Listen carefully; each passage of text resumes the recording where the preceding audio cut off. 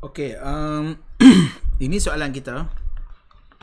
Kan Malaysian Meteorology Department has collected rainfall data every day for a month. Okay, jadi task kita ialah is to read all the daily rainfall. Maknanya kita kena buat satu program untuk kita baca semua rainfall data. Semua tu bermaksud sebulan. Jadi sebulan dan tapi yang akan diprint oleh komputer secara mingguan ialah average dia. Kemudian setelah 4 minggu, 4 kali average dikeluarkan, dicetak, barulah lepas tu kita kena display the lowest. Maknanya setiap data yang masuk tu kita kena compare pula setiap satu. Kalau tadi kita tahu bahawa dia kata sebut sini sebulan lah. Maknanya daripada kita kena keluar dua value pada akhir sekali. Setelah cukup sebulan, dia akan print lowest dengan highest daily value untuk rainfall. Untuk rainfall. Jadi bila kita nak jawab soalan ni, kalau kita tengok sekaligus begini, kita akan mudah keliru. Cara yang terbaik dia ialah kita kena pecah-pecahkan. Kita kena break down problem yang kompleks macam ni into smaller pieces. Yang supaya kita boleh manage dia dengan senang. Contoh dia. Mula-mula kita kena faham soalan ni kita nak kena solve dulu masalah apa. Ada 3 masalah sini. Pertama apa? Dia mesti collect data. Program pertama, program tu mestilah kita ambil sini. Program tu lah mesti dia read all daily rainfall data. Ini yang pertama. Yang pertama maknanya ini problem pertama yang kita mesti selesai. Read all daily rainfall data. Yang kedua, dia mesti print average tu secara weekly. Ni kalau kita analyze problem kedua ni. Ni problem kedua. Iaitu dia kena print average untuk 7 hari. Untuk 7 hari. Untuk 7 hari. Kemudian yang ketiga, setelah lengkap data kita masukkan untuk untuk keseluruhan bulan, kita kena buat apa? Kita kena print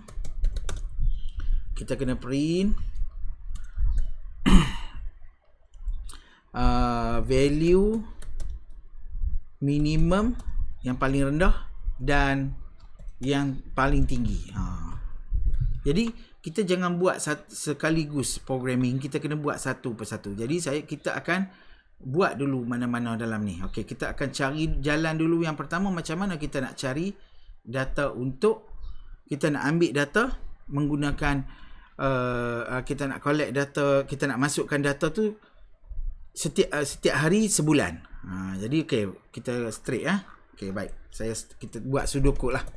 Okey, yang pertama, okey, kita kena tahu bahawa data yang kita kena masuk tu kena tengoklah. Kalau sebulan lah. Kalau dia sebut situ 2 minggu, 2 minggu bermakna 14 hari.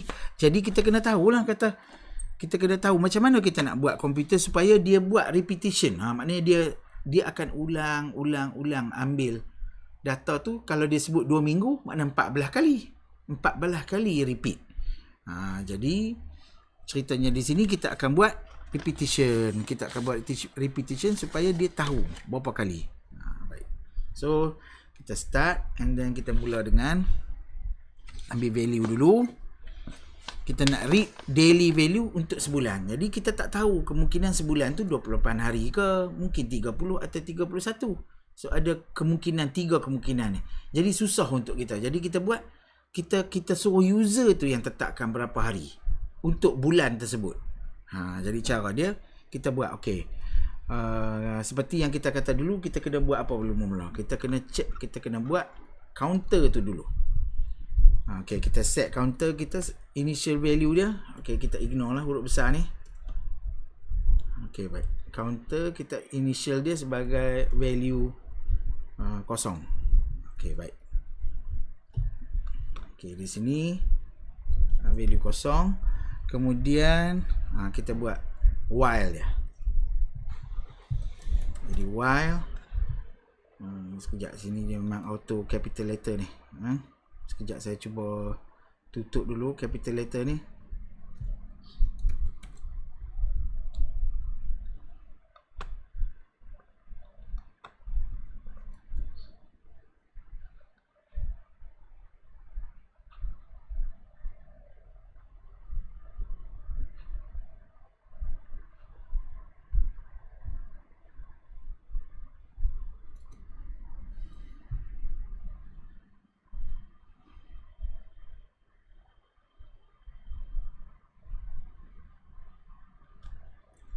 Ya, kita tukar dulu.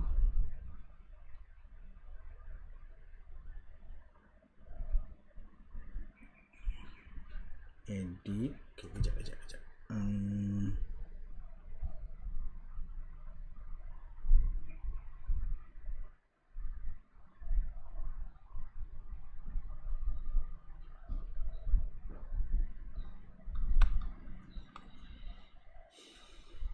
Okey, tak apa, kita teruskan dulu, lambat lagi. Okey, baik. While.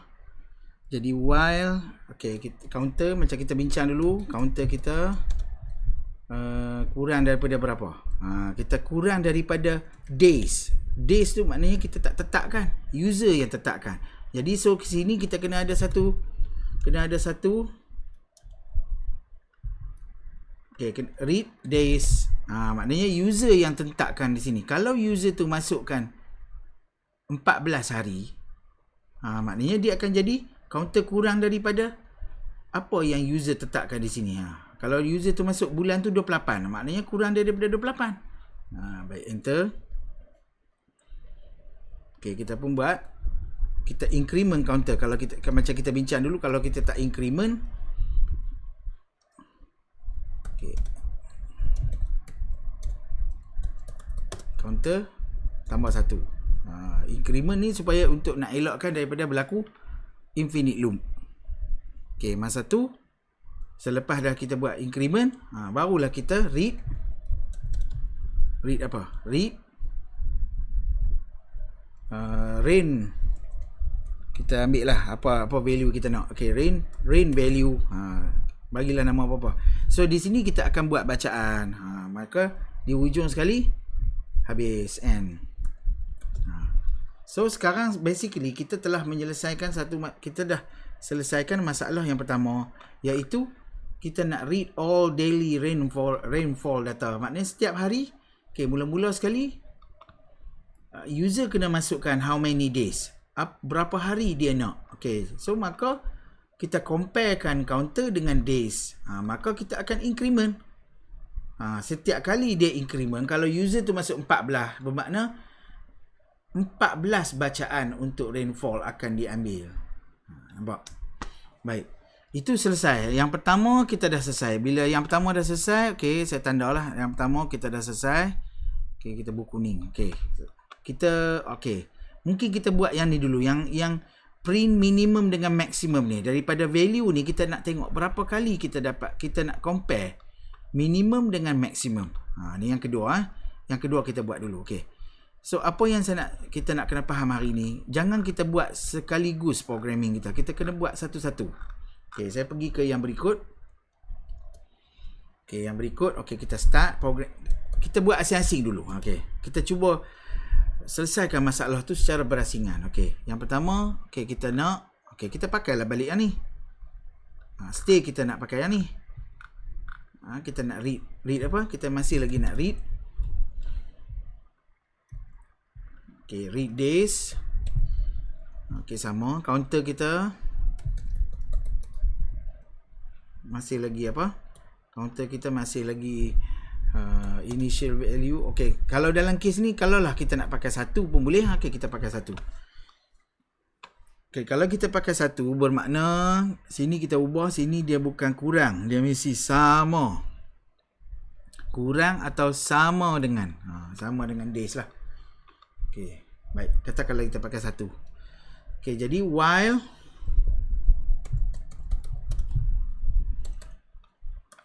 Dia auto ni okey, while apa? While counter kita, okey, counter. Okey, saya copy yang ni lah, senang. Yang ni yang basic ni. Kita ambil yang ni dulu. Okey, sekarang while counter kita dah +1, jadi read value. Okey, macam mana kita nak compare di antara yang pertama? Kita nak tengok setiap value yang dimasukkan tu, yang mana satu setelah habis katakanlah 14 atau 28 hari atau 32 hari, kita nak tahu yang mana satu minimum, yang mana satu yang maksimum.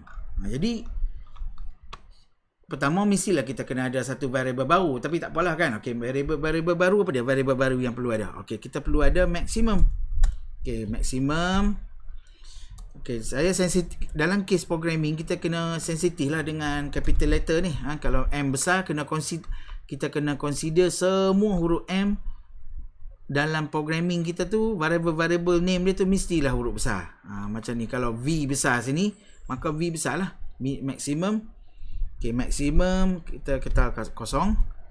Okey, minimum.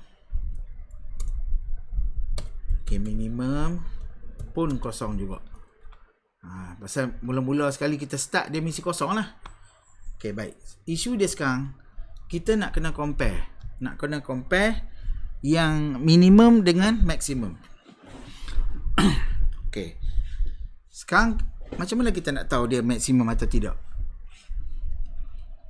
Macam mana kita nak tahu dia maksimum atau tidak? Kita kena pastikan bahawa pertama kali nilai dimasukkan,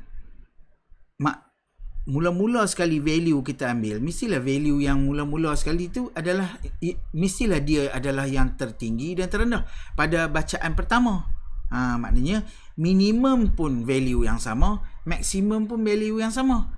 Jadi cara dia ialah kita kena tahu dulu, adakah ini bacaan pertama. Okey, kalau bacaan pertama, maknanya kita kena tengoklah jika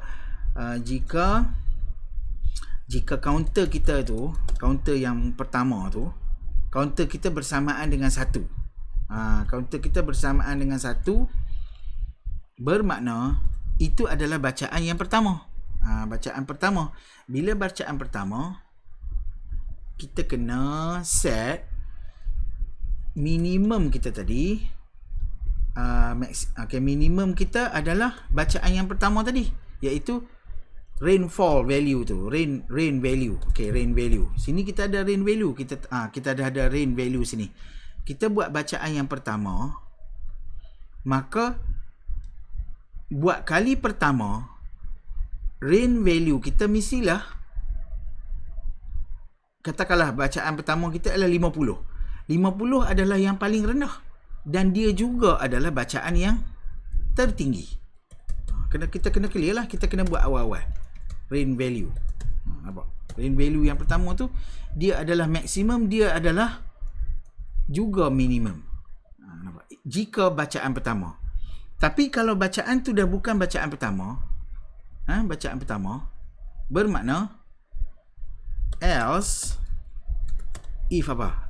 Else if counter, maknanya bacaan. Okey, jika dia, katakanlah kita dah tengok rainfall, okey, maknanya baca counter kita, bacaan yang kedua, jika bacaan counter kita tu bukanlah yang pertama, maka apa? Okey, bermakna bukan satu lah. Bila bukan satu, dia akan terus pergi ke sini. Dia akan pergi sini, maknanya kita tak perlu lagi nak compare. Condition kita bukan lagi counter. Condition kita ialah kita nak tengok sama ada rainfall tu, value rain value kita tu, rain value tu, adakah dia adalah lebih besar daripada minimum? Katakanlah dia lebih besar daripada maksimum. Dia lebih tinggi daripada maksimum, bermakna apa bermakna? Maknanya di sini ialah yang maksimum kita tu sudah jadi yang terbaru. Kita dah update dah nilai terbaru. Jadi rain value kita sudah kita bagi kepada value ni. Nampak? Okey, baik. Next. Bagaimana pula kalau sekiranya else, maknanya else ni sekarang bermakna rain value yang maknanya kalau bacaan kita yang kedua, bila kita check bacaan yang kedua, rain value kita lebih besar daripada maksimum. Bermakna rain value kita kena update pada value yang terbaru, iaitu maksimum akan dapat nilai value. Tapi sekiranya rain value itu lebih rendah daripada maksimum, lebih bukannya besar daripada maksimum, maknanya confirm lah dia adalah nilai yang terendah. Maknanya minimum kita kena bagi dekat rain value. Rain value yang terkini itu adalah confirm lah adalah yang terendah. Yang tertinggi itu tetap yang lain. Okey. Jadi di sini kita dah dapat satu program. Okey, kalau saya pindahkan yang ni pergi page lain, insert page break. Nampak satu page Jadi maknanya di sini kita dah dapat satu program. Kita dah selesaikan isu yang kedua. Ni program yang masalah yang kedua, iaitu kita nak print maksimum dengan minimum value. Dah selesai dah. So kita pergi check. Bila dah habis semua ni, barulah kita end. Okay, tinggal satu lagi masalah, iaitu masalah apa? Masalah kita nak print average untuk 7 hari. Untuk 7 hari ni, untuk 7 hari, kita pergi ke, kita guna ruang ni pun boleh. Untuk print 7 hari, kita dah boleh agak apa yang akan berlaku. Kita mesti buat bacaan untuk setiap 7 hari. Jadi kita pakai balik program tadi. Program tadi apa dia tadi? Kita dah ada setakat ni. Kita ambil yang pertama lah. Kita ambil yang pertama. Okay, sini boleh kata inilah dia punya basic dia. Okay.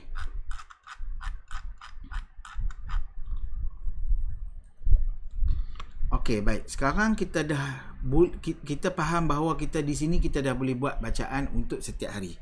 Bacaan untuk setiap hari di sini maksudnya kita dah boleh baca dah setiap hari, tapi kita kena tahu yang mana satu hari yang ketujuh, sebab dia minta mingguan. Bila yang mana satu hari ketujuh, jadi kita kena buat kita kena buat beberapa condition sini untuk menentukan bahawa kita kena kira setiap 7. Baik. Macam mana tu? Okey, cadangan banyak solution lain, tapi cara ni saya nampak kita kena buat apa? Pertama, kita dah read rain value. Bila kita dah read rain value untuk rain, maka kita kena check. Kita kena check adakah apa? Adakah counter kita sekarang ni, maknanya kita dah buat kita sedang loop tu, kita buat repetition tu kali ke berapa? Maknanya kita nak tahu itu hari pertama, hari kedua, hari ketiga atau hari keempat. Okey, bacaan yang pertama kita tu, adakah dia hari pertama? Dan ataupun kalau kita nak tulis n, dia mestilah bukan hari ke-8. Dia maknanya hari ke-7. Macam tu. So maknanya kita nak tahu, kalau sekiranya syarat ni penuh, maknanya dia adalah bacaan pertama untuk hari pertama, dan dia tidak melebihi 7. Maknanya dia dalam minggu pertama lah. Bila dia dalam minggu pertama, maka kita akan buat apa? Kita akan cari total. Total rain tu. Rain value. Kita nak cari total rain value. Total rain value. Kita buat total dulu lah. Kita pendekkanlah nama ni. Okey, tot. Okey. Tot rain value tambah dengan rain value ni. Ini adalah untuk kita dapatkan jumlah bagi bacaan hari pertama sehingga hari ke-7. Total rain value equal total rain value plus rain value. Okey, sekarang kita bolehlah ambil average. Okey, average equal rain value kita bahagi dengan 7. Nampak? Baik. So sekarang kita dah dapat untuk hari pertama sehingga hari ke-7. Jadi untuk hari bagaimana pula dengan macam mana dengan hari yang okey. Sini else. Indentation kita dah berubah ni. Okey, masuk dalam. Okey. Nampak? Else if kalau dah di hari ke-7 dan hari ke-14, total rain value kita bahagi juga dengan 7. Ini adalah hari yang ke-14. Minggu kedua. Okey, kita copy yang ni.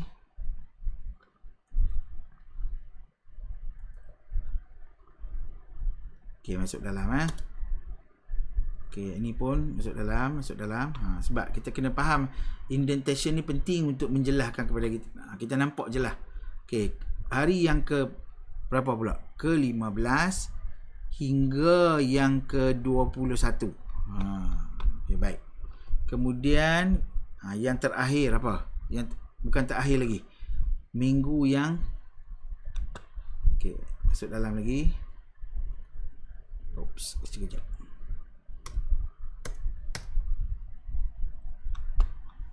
Okey, sini dah besar, dia tak muat dah. Enter. Okey, saya kecilkan tulisan ni supaya dia muat Kecilkan tulisan.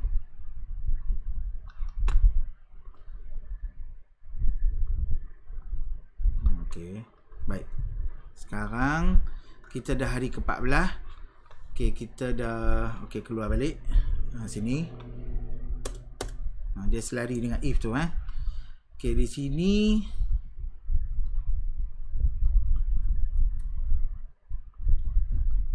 okey, hari ke-21 dia jadi 22 sehinggalah hari ke-28.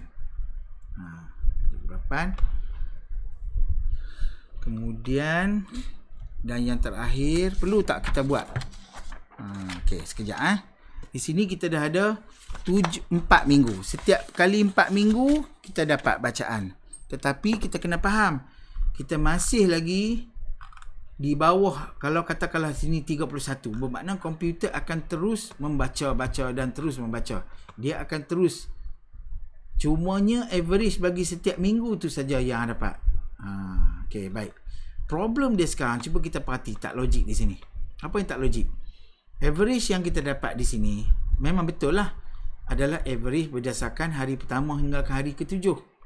Kan nampak di sini kita dapat total di sini. Total rain value ni kita campur dengan total rain value di sini, maka kita dapat nilai baru. Dan lalu kita bahagi dengan 7. Tetapi kalau kita tengok sini, kita tak logik. Sebab total rain value di sini adalah berdasarkan hari pertama. Hari pertama sampai mana? Total rain value di sini adalah rain value yang dimasukkan. Rain value yang dimasukkan di sini adalah kita kena make sure rain value yang dimasukkan di sini adalah rain value yang terkini. Kena pastikan di sini adalah rain value yang terkini. Okay, rain value yang termasuk yang pada hari yang berikut tu kita akan campurkan dan bahagi dengan 7 di sini. Okey, kemudian last kali kita akan end di sini. Okey, kita ada baki lagi 2 hari. Maka di sini if sini dia tidak ada else lah. Sebab untuk kalau contohnya di sini kita buat hari yang ke 28, sedangkan hari ke-29, 30 dan 31 juga adalah termasuk, tetapi kita tak dapat print kerana dia adalah bukan dalam minggu yang tersebut. Dia dah bercantum dengan minggu bagi bulan berikut. Okey, selesai dah sekarang. Kita dah sebenarnya dah berjaya buat ketiga-tiga problem ni.